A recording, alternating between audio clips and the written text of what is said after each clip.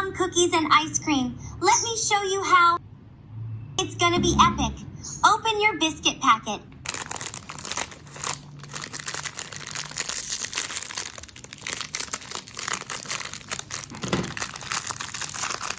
There's a chopper!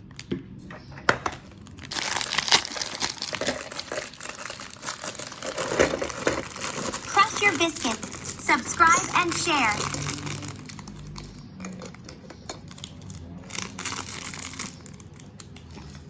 Fill ice lolly mold with biscuit crumbs.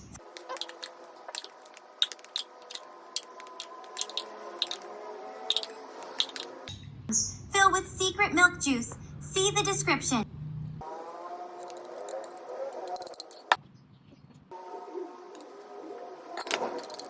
Cover with ice lolly sticks. Put in the freezer for 3 to 4 hours.